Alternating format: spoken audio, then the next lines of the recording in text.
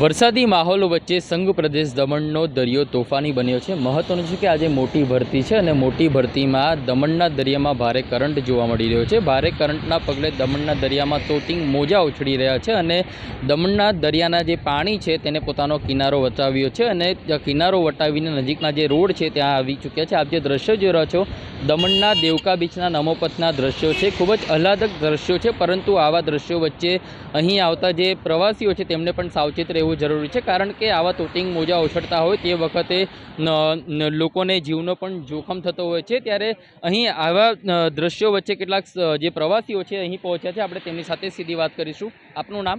સંજયભાઈ।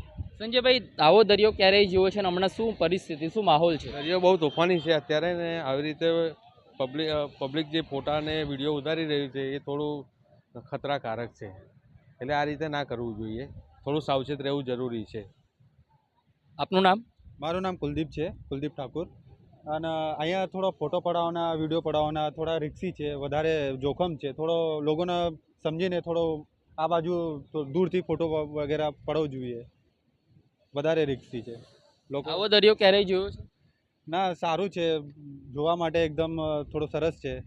લોકોનો થોડો માહોલ વધારે છે, અહીંયા લોકો પબ્લિકે જોવા માટે વધારે આવે છે। આપનું નામ? રાહુલ ઠાકુર છે, હું ગોધરાથી આવ્યો છું।